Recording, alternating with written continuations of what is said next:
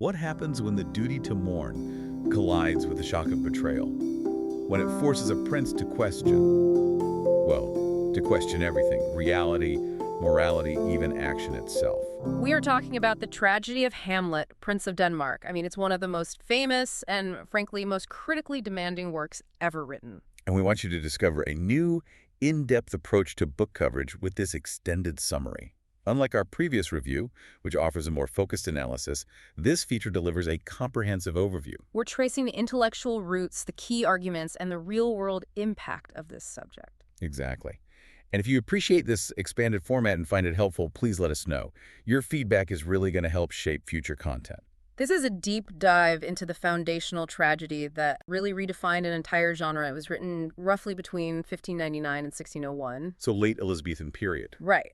The book sits squarely in the tradition of the revenge tragedy, but Shakespeare just elevates it by focusing so intensely on the hero's internal psychological landscape. And it's his longest play of 5-act verse drama. And as we navigate this dense, complex material, we want you to be fully informed. You are experiencing a unique two-host AI conversation, powered by Google's Notebook LM for deeper, more dynamic book summaries. Our mission today for you, the learner, is to trace the intellectual roots and the major turns of the narrative. We are moving beyond just the simple plot points to really focus on the major characters and the profound themes that make this story, eternal. To understand the tragedy, we first have to absorb the atmosphere of Elsinore Castle in Denmark. The setting feels surprisingly contemporary. A royal court, sophisticated nobles, university-educated counselors. Exactly. But the political foundation is shaky. It's a hereditary monarchy, and it's immediately fraught with succession anxieties after the king's sudden death. And that anxiety isn't just internal, is it? There's a significant foreign policy threat looming. A huge one. The book explicitly mentions a prior conflict where the late King Hamlet killed King Fortinbras of Norway. And now his son, young Prince Fortinbras, is waiting in the wings, preparing a military action to reclaim those lost lands. Which puts immediate, tangible political pressure on the new king, Claudius. The opening is just masterful. It doesn't start in the throne room. No, it starts on a cold midnight watch on the battlements. The guards and the scholar, Horatio, they witness a figure. A ghost. A ghost that looks exactly like the dead King Hamlet. And this immediate presence of the supernatural, this sense that something is profoundly out of joint, it just sets the tone for the entire piece. Which brings us to Prince Hamlet's return from Wittenberg University. Mm-hmm. He's consumed, but not just by grief over his father's death. No, it's much deeper. It's a profound intellectual disgust at his mother, Queen Gertrude. For marrying his uncle Claudius with what he sees as just shocking speed, he views it as a moral betrayal, an act of incestuous impropriety. And Claudius stands in stark contrast to Hamlet's brooding. He's portrayed as a confident, pragmatic ruler. He's managing the court, addressing the Fortinbras threat with diplomatic letters. He's trying to maintain public order. He represents the competent politician, which makes the private revelation all the more staggering. That personal crisis becomes a mandate for war when Hamlet meets the ghost privately. And the spirit declares it is, in fact, his father's tormented soul and just drops this bombshell. That Claudius murdered him. By pouring poison into his ear while he slept in the orchard. The command for revenge is explicit and immediate. Yet this is where the complexity begins. The ghost issues a crucial caveat. Yes, he tells Hamlet he must spare his mother, Gertrude. He has to leave her fate to heaven. Which places Hamlet in this impossible moral position. He has to exact justice, but he also has to restrain himself from judging the woman he's now so profoundly alienated from. It's a fascinating moral limit. Revenge tragedy conventionally demands immediate blood, but Shakespeare uses this restriction to force the action inward. Hamlet can't just go on a killing spree. So his first response isn't a sword thrust, it's strategic. It is. He swears his friends to secrecy about the ghost and announces his plan to adopt an antic disposition. This feigned madness is his shield. A deliberate performance designed to let him investigate and speak dangerous truths while seeming harmless. But that strategy has severe consequences. Act 2 immediately shifts focus to the court's desperate attempts to diagnose the prince's erratic conduct. And this is where the themes of surveillance and deceit really start to blossom. You have Polonius, the chief counselor, who's a master of misdirection. He's already sending spies to watch his own son, Laertes, in Paris. And he instructs his daughter, Ophelia, to cut off all contact with Hamlet. Ophelia's report of Hamlet's disheveled and disturbed visit leads Polonius to an immediate and very self-serving conclusion. He decides Hamlet's madness is just the result of rejected love. It's a crucial early misjudgment. Polonius reduces a profound political and spiritual crisis down to, well, simple romantic passion. And the king and queen, they just accelerate the surveillance. They summon Rosencrantz and Guildenstern, Hamlet's childhood school friends. specifically to spy on the prince and uncover the truth behind his behavior. So everyone in Elsinore is either watching or being watched. It creates this atmosphere of deep paranoia. And amidst this heavy atmosphere, the arrival of a troupe of traveling players offers Hamlet his only opportunity for decisive, nonviolent action. He doesn't trust the ghost entirely, which is a classic dilemma. How do you confirm a truth delivered by an apparition? His solution is theatrical. Completely. He asks the players to stage the murder of Gonzago, which he'll then adapt to mirror the ghost's account of his father's murder. This play within a play is Hamlet's chosen high-stakes test of Claudius's conscience. Before that test, however, we get what is arguably the play's most famous moment. As we move into Act 3, Polonius and Claudius arrange for Hamlet to encounter Ophelia. While they hide and secretly listen. Exactly. And it's during this setup that Hamlet delivers the iconic "to be or not to be" soliloquy. And this isn't just a speech about whether he should live or die, is it? Not at all. It's a profound philosophical anchor for the entire book. Hamlet is musing on the paralyzing fear of the unknown after death, the fear of that undiscovered country. This fear is what makes people rather bear those ills we have. It explains his inaction. The weight of uncertainty about the afterlife makes decisive, dangerous action seem, well, impossible. And immediately after that profound moment of philosophical paralysis, he cruelly rejects Ophelia. Denying he ever loved her and urging her to go to a nunnery. And the hidden observers, they conclude his distress isn't just romantic passion. But they still haven't grasped the political or moral depth of his anguish.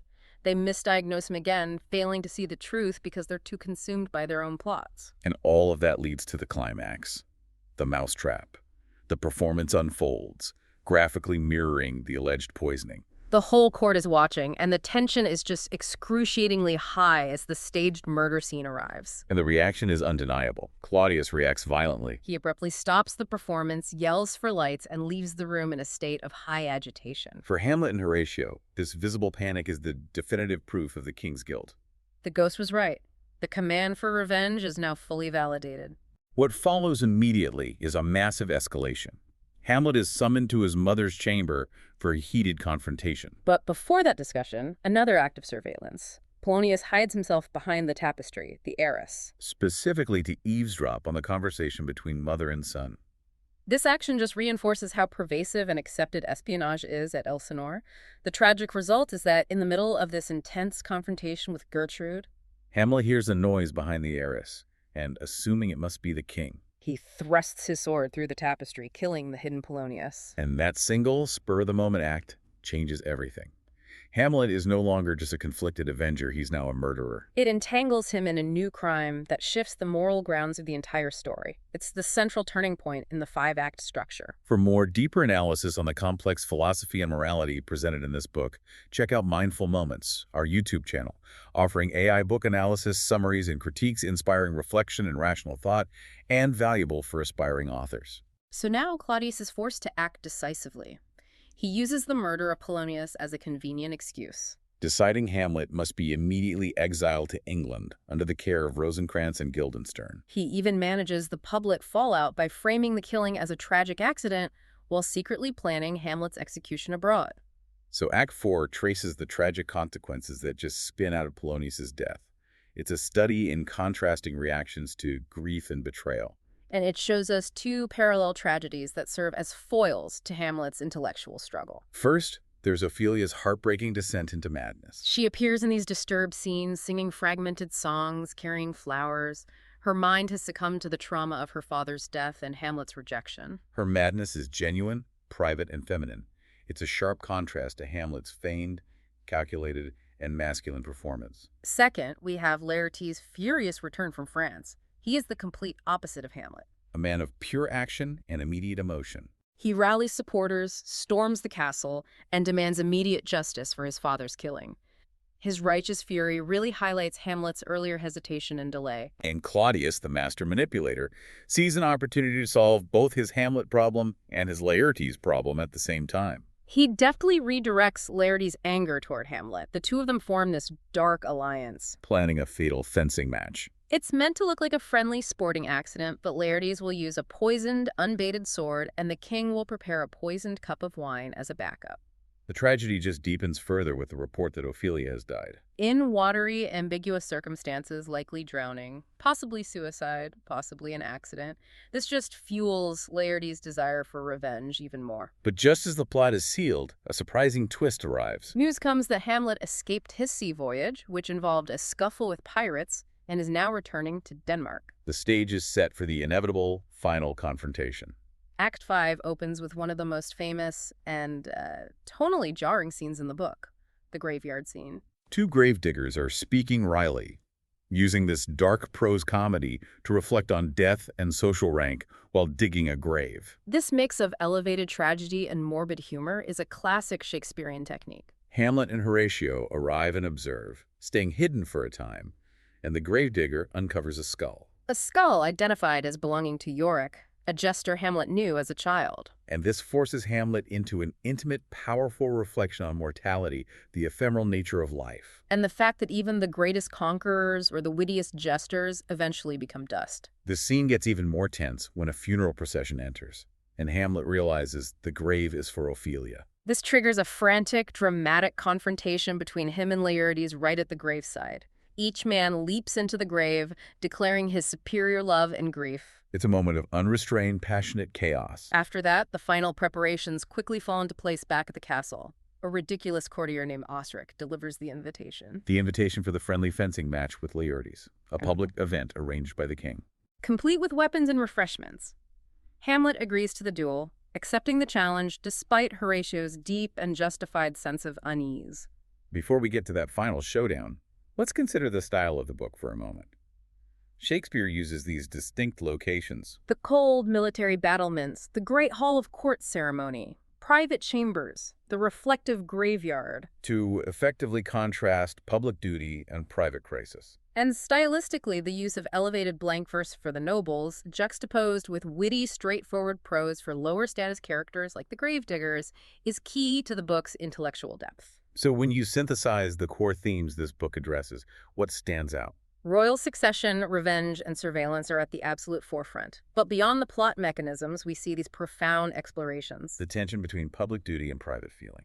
The difference between appearance versus reality, especially through the lens of feigned and possibly real madness, and above all, the destructive power of uncertainty and the inability to act decisively. The book's status is truly unmatched. It's generated more critical commentary, more profound philosophical discussion than almost any other single play. And it remains central to literature and stage performance history 4 centuries later.